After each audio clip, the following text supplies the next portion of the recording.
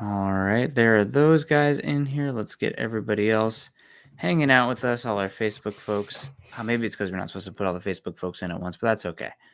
Bing, bang, bang. There we go. I think that's everybody. Welcome in, everybody. Welcome in. I am Nick Kendell and joined by Carl Dumler, and it's Tuesday night, which means it's time for an episode of Building the Broncos. Carl, how you doing? What's good? How was your trip? I was good. It was good. Really hot down there. Mm. Scott, I feel for you living in Georgia. And I watched, hanging out with a bunch of high schoolers. We'd work from like 8 to 3:30 building on houses and stuff. And their shirts and my shirts would be just, sweat through the entire way. And then those kids, they'd play like 2 hours of football. And then we'd have supper. And then they'd play another like 2 hours of something. So they took like 3 or 4 showers a day just because they were sweating so much. And I've got like a permanent sweat stain on my vehicle now from them riding in it. I don't know what I'm going to have to do. I'm going to have to like take out the seats, power wash them, burn the vehicle. I'm not sure which way I'm going on that yet. Don't be listening, insurance company. Yeah, that's not ideal. At least you guys weren't wearing cotton, right? You're smart enough to wear like athletic gear and stuff, synthetics. Maybe. Sure. Yeah. Okay. Yeah. Because cotton kills when you're out there doing stuff. You need to wear that, kind of lightweight, breathable stuff. But well, welcome back. Held down the fort with Lance last week. So shout out to Lance again for coming in on a Tuesday night. And it's Carl and I again the next 2 weeks, and then I'll be gone for a week there. But hey, that's okay. We're getting it done and we're hanging out and we're enjoying the summer as much as possible. You were out there. I enjoyed the beach photos out there. I just got back from summiting Rainier and I'm off to backpack in the North Cascades tomorrow morning, doing about 13 miles and 4,000 feet of elevation gain. So should be fun. Hopefully I can find the water sources and whatnot, and no issues there. We might even have a Aurora Borealis tomorrow night. So some Northern Lights, because we're going to be like right up on the Canadian United States border there in Washington. So fingers crossed. Be pretty darn awesome. But you know what's awesome? Michael Ronquillo coming in here. Came in this morning. This comes in every show. Michael, you're a superstar. We appreciate you. Dropping the stars on us, saying good evening, Nick and Carl, on Building the Broncos. Go Broncos and buck 'em with the blue heart, the orange heart, and the mile high salute. Thank you so much, Michael. We appreciate you coming in. Always saying hello. And you guys don't have to be like Michael, super supportive all the time, which we really do appreciate. Michael, don't go anywhere. But come in and say hello. Drop the thumbs up on the way in. Whatever emoji works for you too. I always like seeing the care emojis and whatnot. That's always fun. But if you're joining us on Facebook, YouTube, drop the thumbs up. We appreciate that. Let's say hello to some more people over here on Facebook. We got Albert Knoppers in the house saying howdy, y'all. Good to see you, Albert. Hope you're doing well. Always good to hear from Albert over there on Facebook. And we also got Dom Harmio coming in saying good evening, Nick, Carl, Scott, and Broncos country. Denver Broncos for life. Good to see you, Dom. Hope things are going well down there in Albuquerque. We got Angel Rocha coming in here saying, how's the weather over there? I'm going to move there soon. I don't know if he's talking about Kansas or Atlanta or Washington, but where I'm at right now, it's nice, but it is unfortunately just a matter of time before wildfire season really kicks in here. British Columbia has got the most square mileage of wildfire they've ever had in the history of British Columbia right now. And the wind is not blown south yet. Once it does, things are not going to be as pretty here. But we're going to enjoy it for now. So things are nice out here and excited to get back out there. We also got Facebook user comments saying, hello, Nick, Carl, and Scott, and go Broncos country only. This one must be I know who this is. Yep. Ernie Mays. Good to see you, Ernie. We got a friend of the show, love Lori coming in. Lori has been a friend of mine on Facebook we got to be approaching like a decade now. Just met because of Broncos fandom. Known her longer than you, Carl. So Lori's a real one. I'm jealous. Appreciate Lori coming in saying hello. Hey, stranger. Hey to you. Hope you're doing well. Always appreciate hearing from Lori. Just a great person. We got Troy coming in, not talking about great people. $9.99 saying, hey guys, I have to believe the receivers with Russell Wilson are just those who are not out of town right now. Nothing more. Have a great show. We'll listen later. Well, Troy, we appreciate you coming in with a $9.99. Hope you're doing well. Hope you are having a great summer, man. July's already halfway over. So hopefully you've been living it up, and football is just around the corners. But what do you think? He's obviously talking about our main topic here today. Russell Wilson up there in Boulder, Colorado, working out at Folsom Field. Beautiful football stadium. It's no Kinnick Stadium, but whatever. I'm a mountain man, so I get it. Yeah. But Folsom Field and players up there. I think this is probably the most notable bit from this workout that he had there. But who was up there? We had wide receiver Cortland Sutton, tight ends Greg Dulcich and Chris Manhertz, and also running back Javonte Williams. Those are the names that I know for sure were out there. I think there was also maybe some CU players there, maybe some Buffs or some high school players working through the workout as well. But those are the big ones there. Gotta say, though, overall, I do agree with Troy. If you can get there, that's great. Come get some reps. It's good to get out there and get the work in. But do I care that Tim Patrick wasn't there? Do I care that Samaje Perine wasn't there? Do I care that Jerry Jeudy wasn't there? Nah, not really. This is, it's like a pro day circuit. It's fun to put the highlight tape out there, but I'm just happy to see people healthy and staying healthy, right? More than anything else. Right. It's especially camp starts here in what? Few days. I mean, the rookies report tomorrow.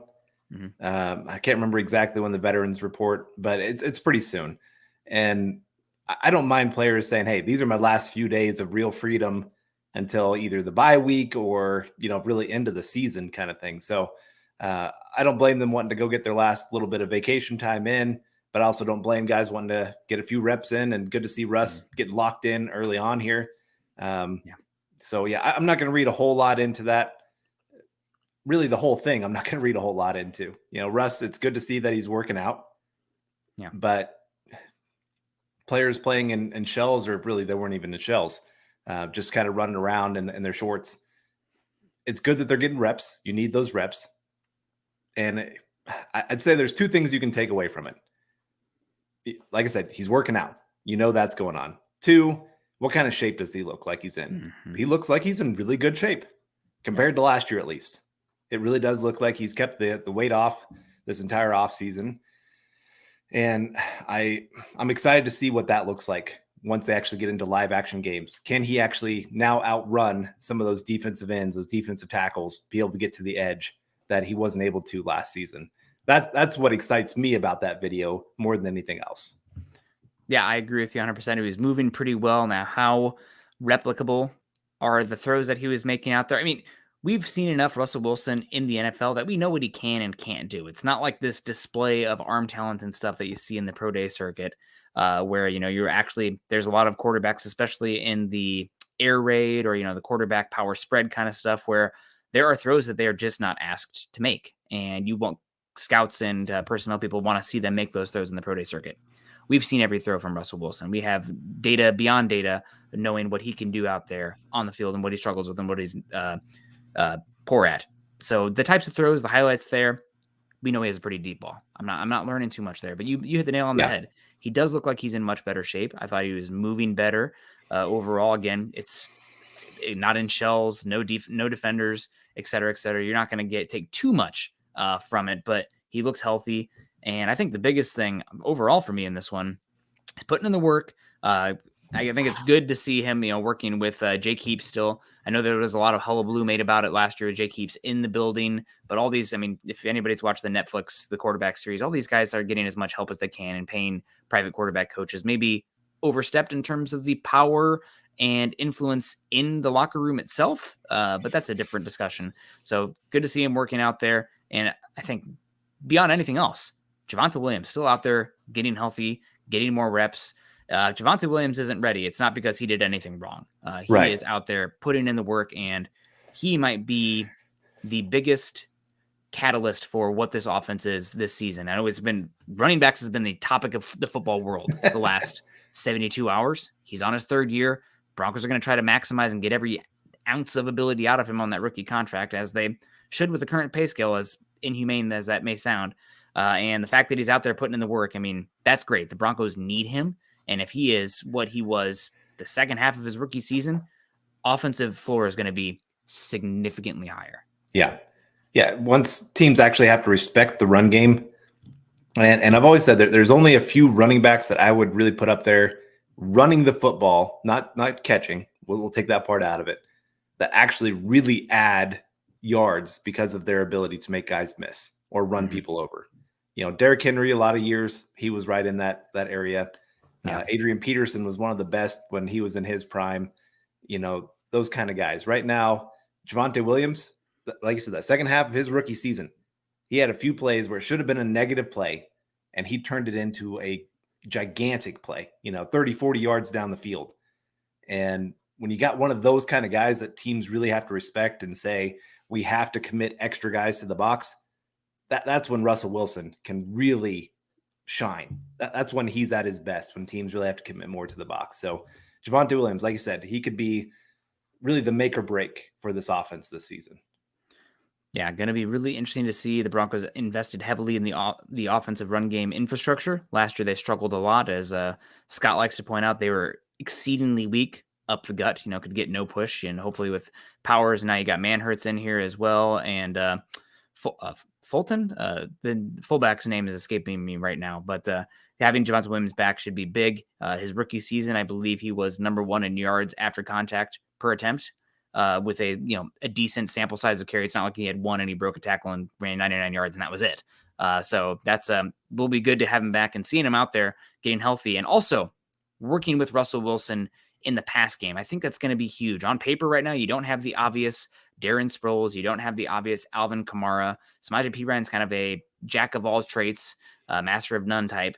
But can Javonte really take a step as a receiver? I love his ability as a blocker in the backfield, but somebody's got to be a weapon out of the backfield in that type of offense with how Sean Payton likes to match up those guys against linebackers. And if Javonte Williams can take a step as a receiver, that'd be amazing. And if you guys recall back at North Carolina, he didn't really have to be that guy because he was paired with a little bit more of a lightning to Javante's thunder in Michael Carter, who was much more of the receiving back. So if he can expand his ability in the pass game, which hopefully we're seeing him working with Russell Wilson, could just another avenue for him to be a hugely impactful player this season.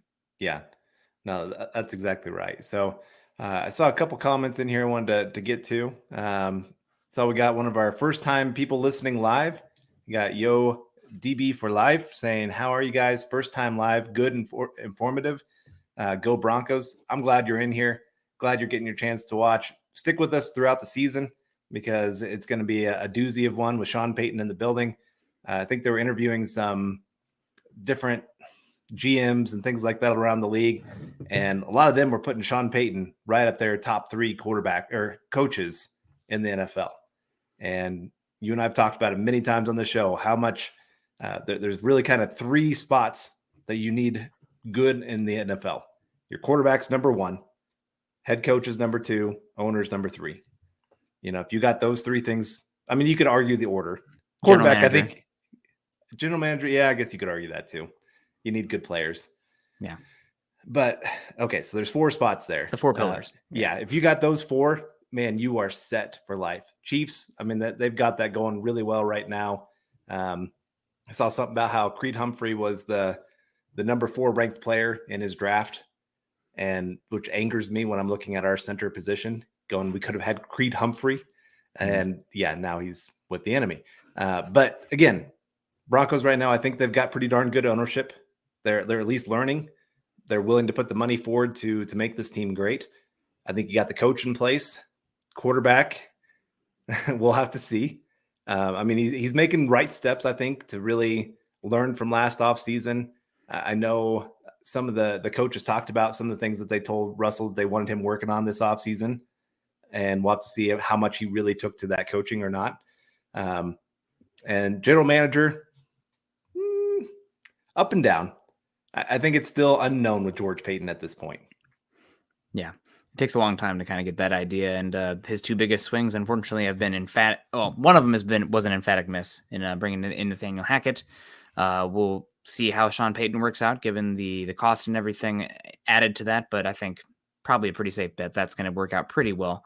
And then the Russell Wilson one, which that on top of the contract is, I mean, that's a death sentence for most executives in the league. So we'll see if he doesn't turn it around, obviously. Talking about seeing, long time no see, says Benji Clay. What's the good news? Good news is Broncos appear to be relatively healthy right now. Heading into training camp, will everybody knock on wood and cross your fingers and toes, but that would be great news. I saw that it was, I think, first big news I can remember from a player that might potentially start this year out for the year. Jared Davis for the Giants suffered a season-ending injury, linebacker for the Giants, former first-round pick. So hopefully the Broncos can avoid that injury bug, but that's a good news. That's, we love to hear Russell Wilson out there throwing around and things like that, but everybody staying healthy, give me that one. I will take that one. If I can learn anything from this training camp, it's that, oh my God, every single starter for the Broncos And even the second string is not out for the year with an injury. So that would be incredible. Baron Browning, that's it. No more, no more injuries. Lord Wu coming in saying, you think Coach Peyton, should be Peyton with an A there, Lord. I was thinking Peyton Manning, he's in? No. Would he be happy about the social media? Thought it was awesome to see the boys.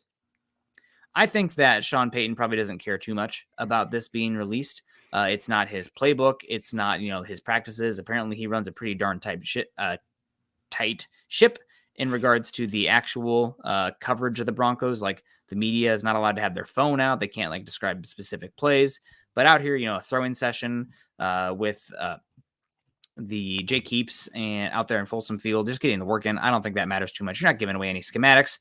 You're just getting out there, getting some work, getting some chemistry, and working through some kinks. Yeah, this kind of thing is pretty harmless at this point.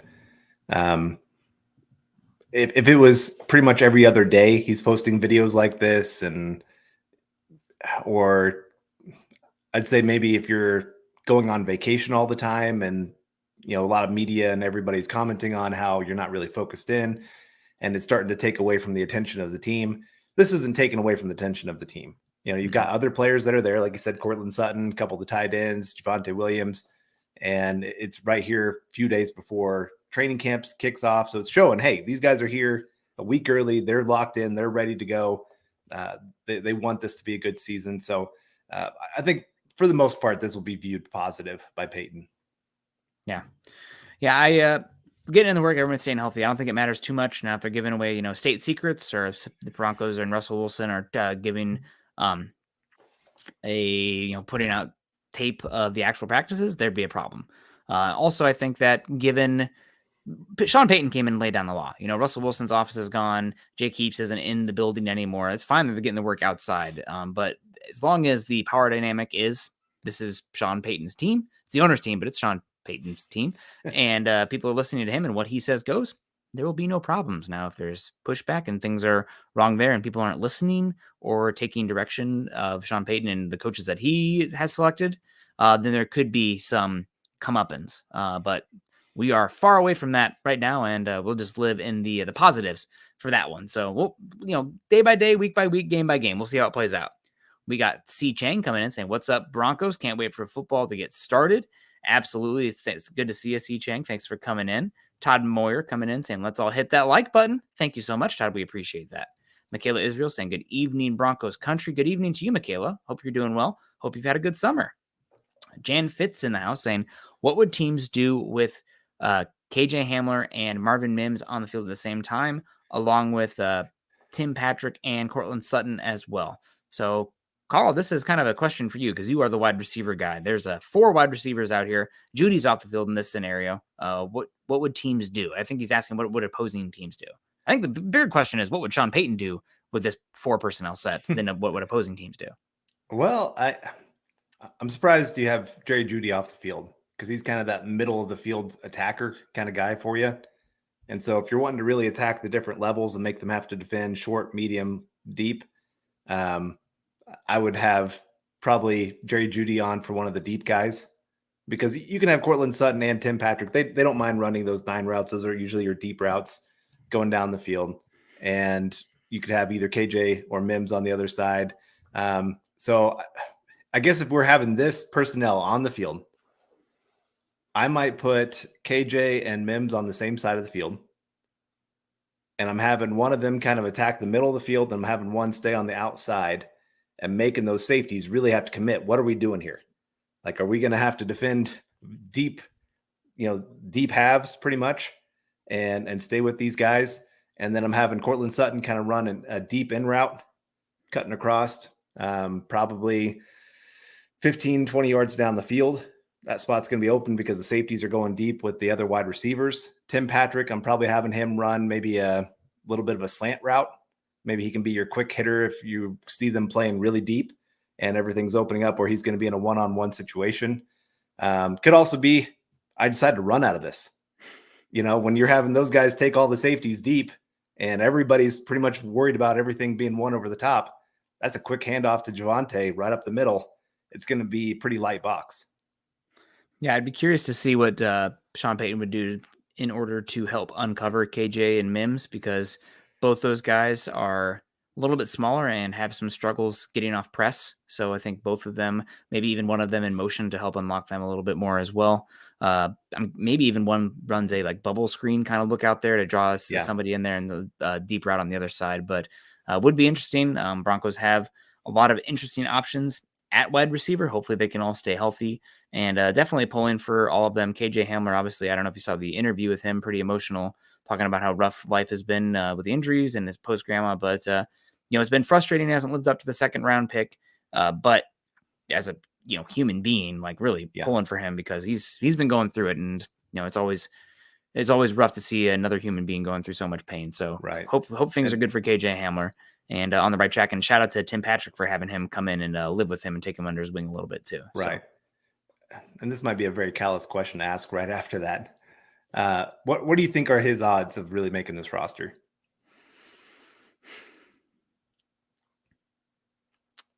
$55-45. So 55 make it, 45 not make it, I think right now. I mean, the question is, what can he bring stuff on special teams as well? If he's your number 5 wide receiver, right? At that point, like you're going to have to be able to bring some special teams ability. He's electric, especially in a straight line, but he's going to have to bring some of that as well. And also talking the 55-45, I think that there's a chance that another team would, give a 7th round pick or a 6th round pick on a flyer because he is still very talented, and that might be worth it for another team with such a low cost. Yeah. Low risk. No, I agree. You're right. He has a certain skill set that a lot of teams look for. I mean, everybody's wanting to get fast. You look at Miami. Explosive They pretty much have a track team down there. And if KJ Hamler is back to 100%, got his speed back, and can take the top off of defense, that's a very valuable thing to have in the NFL. It's what got Henry Ruggs drafted. I know we'll leave the personal side of that out of there, but he's the first receiver taken in that draft, even though stats-wise, he was pretty far down on that list. But teams are just going that speed. You can't coach that. And it's the same with KJ Hamler. And so I hope he makes the roster because he has that talent to be the big play player for you.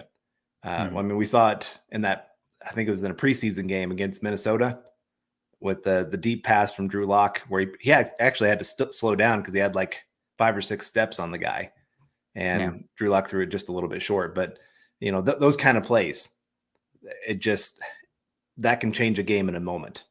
And when you got that type of player, like I said, you want to maximize him, but has to stay healthy and has to prove, like I said, special teams is going to be big for him. Can he do anything on special teams for him? Otherwise, he's going to really struggle to make this roster. Yeah, and that's one, you wish that he was out there, but hey, maybe, best for him and Tim Patrick to be off working elsewhere. Maybe he's getting more just working from Tim Patrick than this throwing session. Maybe we have a secret Jarrett Stidham, Tim Patrick, Jerry Judy, KJ Hamler thing going on. Who knows? Now, if that video comes out, that's going to be a problem. To talk about. Yeah. That would be pretty funny. Todd coming in saying the further we get into Sean Payton era, the more inept we'll realize Hackett was. I think that's true, but man, it's going to be pretty hard to realize that he's more inept than he already was because my God, I saw the highlight yesterday on Twitter or Threads or wherever the heck it was of the first game of the year with the clock management with Peyton Manning, hitting the timeout. And then, first off, the first play, the 5-yard one, was it to I don't know. It was terrible waiting all the time, then going for the kick after wasting all that time. What the hell are you doing? It's mind blowing. I just remember walking off the ramp for where my seat was because I was at that game, and I was like, who does that? Whose call was that? Who kicks? What was it? A 64-yarder or something from 65. Seattle at 65 at sea level? I mean, just my God, what a clown show. Mm-hmm. That was, and there's no other way to put it. It was an absolute clown show last season, just total ineptitude. So I guess I hope that we realize how much more it was because that would mean that Sean Payton is really getting it done and doing well. But it's going to be hard for me to really have Hackett in a more inept light than it already was, unless literal new information comes out regarding to the circus that was in Denver.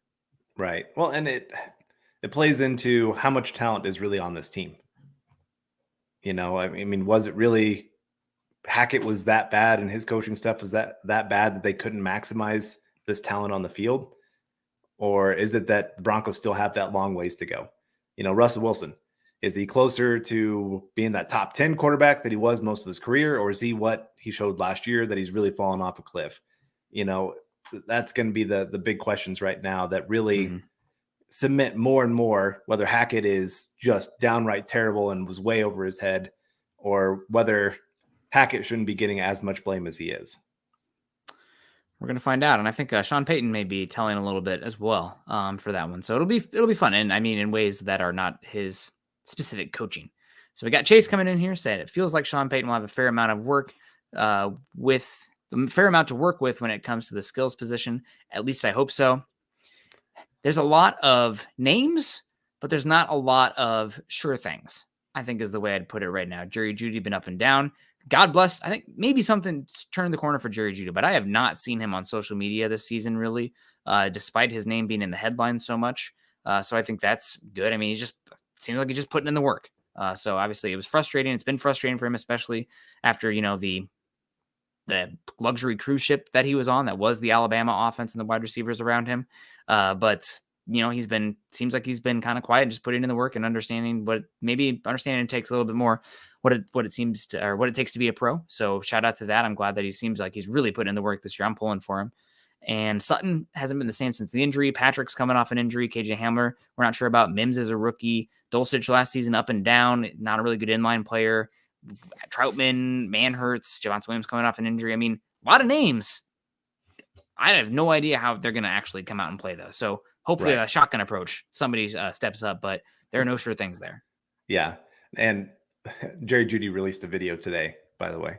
I saw that, but it was not like, him tweeting like weird things like upset about stuff or like, oh, at least I got my wind sprints in, like that kind of thing. Right. And it's not whatever news he had where something happened with his kid and the kid's mom. I don't remember. You remember that? There's a lot of legal trouble. There's been a lot of chances for him to be upset about things this year. I think he did have one tweet, but it just is not. He's not as active on social media, which I totally understand is hypocritical because I live on Twitter. But that's we want it. Yeah, I know, right? Yeah. But I think I'm really excited about the direction of Jeudy. Right. No, I'm with you. I think he has shown some nice signs of maturity, and he needed it. He's got the talent. Mm-hmm. And he was so young. Well, he's only like 23 right now, right? There's the past there, but I think it's coming. Yeah. No, I agree. And hopefully with that maturity comes better play on the field of him figuring some things out and moving forward with his career. It's hard. I mean, I have to always remember these guys are 21-year-olds. I just spent an entire week with teenagers. And at the end of the week, we all kind of looked at each other and said, if we don't see each other for another month, I think we're okay. Because I was done. I had a couple times of almost having to pull the vehicle over because the kids are in the back, like going at each other, punching. And yeah, it was, it was kind of weird. And then somebody left sushi in my vehicle for a week. Oh, Yep. And I couldn't smell it over the smell of all the sweat. That's how bad the sweat was. But beyond that, like I said, working with all them, then I'm kind of remembering, okay, these are college kids that are just getting out of college. They've been living in that kind of lifestyle of very selfish, very about me. And now some of them are starting to have kids. And maybe, that's one of those catalysts that changes people big time. Once you have that first kid, it really kind of takes that selfishness out of you. At least you hope it does. Some people still not that way. So again, I do. I think I've seen some nice signs of maturity from him. Like I said, staying off social media, the way he talks in some of the interviews he's done, you're not seeing him quite what he was before. And if that shows up on the field, that is just a huge thing for the Broncos because they need that number one wide receiver. They don't have that right now. Yeah, without a doubt. And in theory, they have a lot of options, but no sure things. Talking about no sure things, Max comes in. Max Gonzalez over on Facebook says, is Javonte Williams ready? Also, is Russell going to win comeback player of the year this season? Don't know about Javonte Williams. I think that if I'm more conservative with health than probably a lot of people are, even though he's a rookie contract running back, but I think you probably dip the toe in and, give him enough, leeway where he can kind of stretch himself a little bit, but not put too much on him too quickly because you do have some IGP around. You paid him pretty good money, so you kind of wait for that. Also, Wilson winning comeback player of the year this year. I'd be curious to see what the odds are. I think that I would take the field over him just based on probability. But he's probably got to be pretty high up there. I wouldn't bet on him just because of maybe too close to the situation with how bad it was last year, that it almost feels hard for me to believe that it could be that good for him to win comeback player of the year. But, that's kind of maybe more the emotional side coming through there than the analytical side. So definitely it's a chance to win it comeback player of the year. Typically you see it from a guy coming back from injury. But given how terrible last season was, Russell Wilson definitely fits in the category and would be probably a top 10 odds player for that award.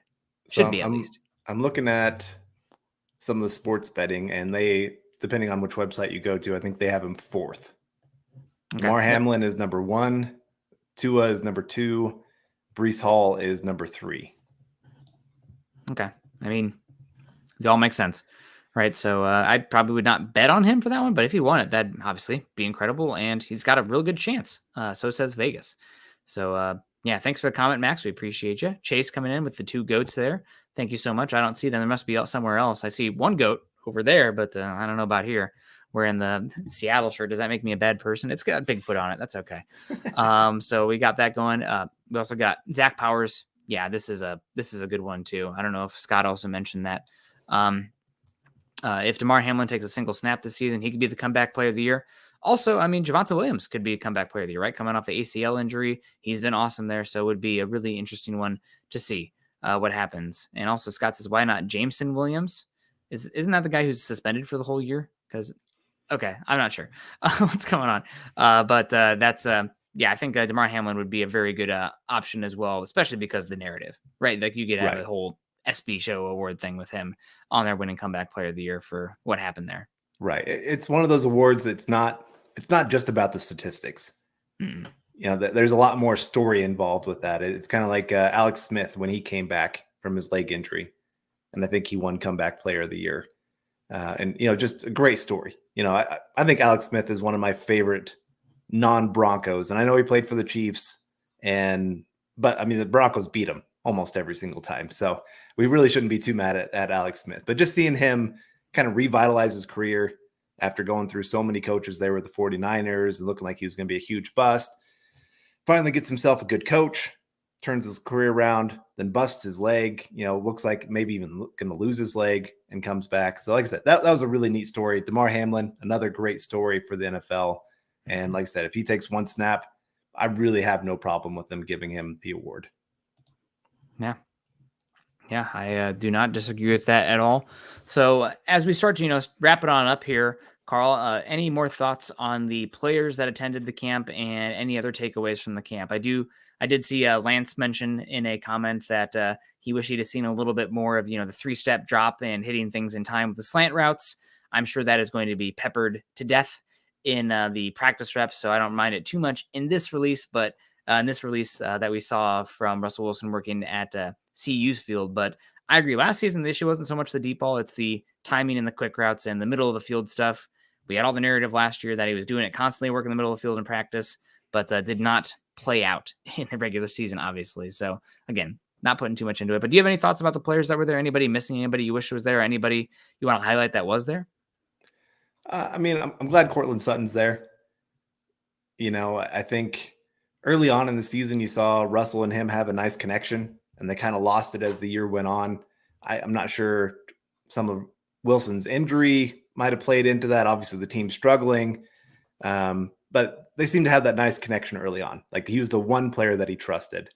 And so I'm hoping that they can continue to build on that. I know Tim Patrick was one that they said at least at training camp looked like that was becoming Russell Wilson's favorite target. So it'd be nice to see him back. I was kind of not disappointed that he wasn't there, but it would have been nice to see him running some routes just to see what he looks like. Right now we really have no clue him coming back from injury. Is he 100%, 90%? Where's he at?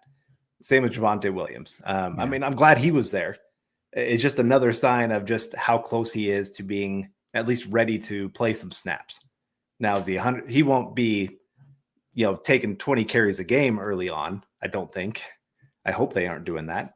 I hope they give him a little bit more time. But again, it's just, I'm amazed at his recovery. I really thought pretty much training camp, he'd be just kind of running on the sidelines, where we've already seen he's been taking snaps at when they were doing OTAs and mini camp. And so I guess it'll be for him that first padded practice. Do they let him participate in that first padded practice? If they do, then I feel really good about his chances of being ready week 1. If they don't, I'm going to sit there and question whether he's going to be maybe give him a month into the season before you let him get onto the field a whole lot.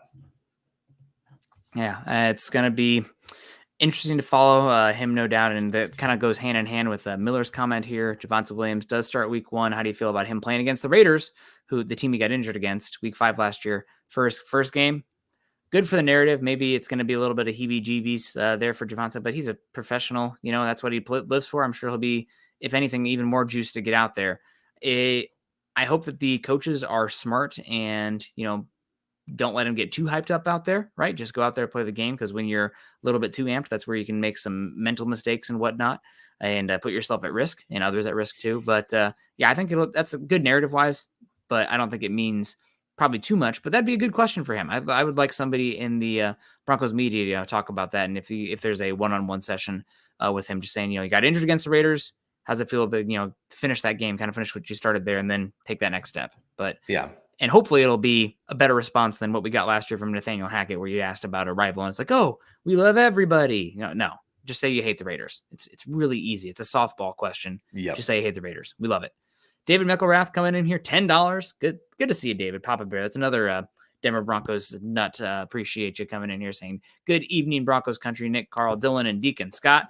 Hashtag 10 days. Hashtag Buckham, Buckham, Buckham. Hashtag Denver Broncos for life. And hashtag MHH for life. Appreciate you so much, David. Thank you so much for the support. It really does mean a lot. I mean, you don't have to do that, and you do. And God, it's super kind of you to do that, and we really do appreciate that. Also, did we get Michael Ronquillo in here as well? Great show. Not yet. Well, appreciate you. We're going to be wrapping on up here pretty soon, Michael. So Michael's just getting ahead of it, saying great show tonight, Nick and Carl. I'm believing the Broncos. Go Broncos and Buckham. Buck you too, Michael. We appreciate you coming in. Zach Powers, how do you guys grade the offseason moves of our AFC West opponents? I unfortunately think the Chiefs continue to do well. Chargers draft was all right as well.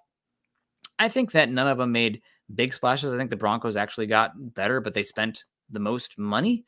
So that's, if you're going by like ROI, then maybe not the best, but Broncos, I think, got the best, closed the gap the most.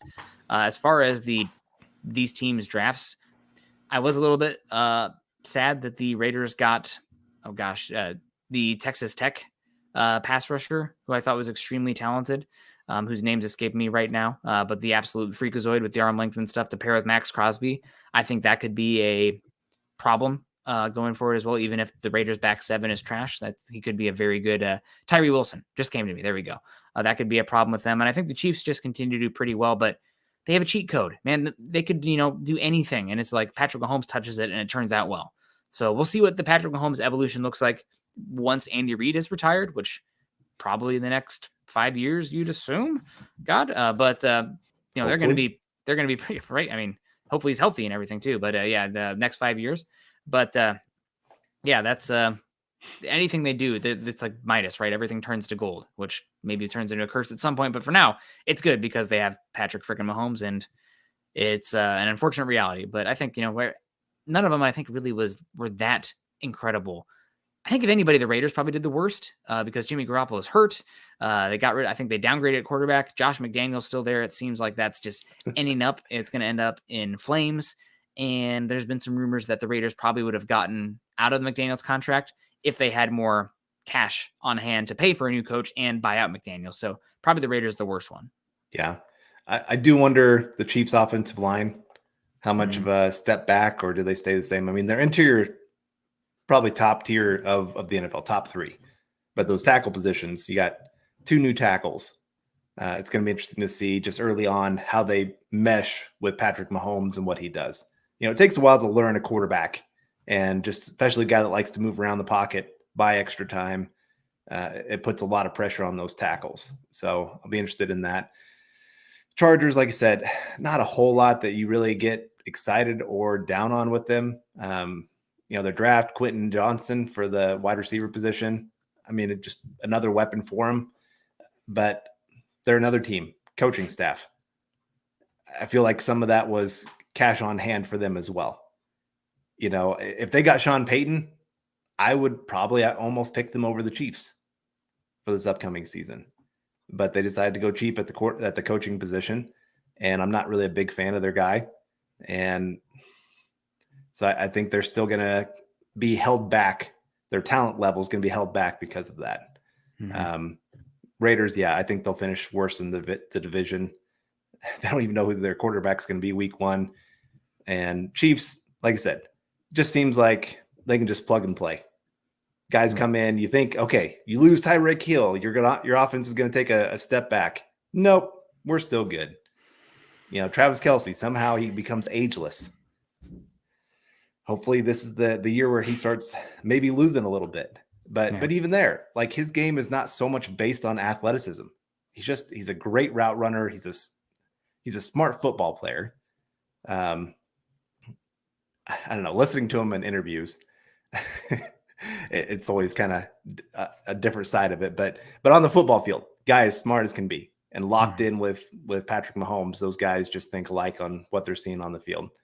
And so I think until you see Travis Kelce maybe take that step back, it's going to be hard to see the Chiefs losing this division. Yeah. Yep. James comes in and says Broncos expectations are way too high. Stop putting much pressure on them. It takes time to build a winning team.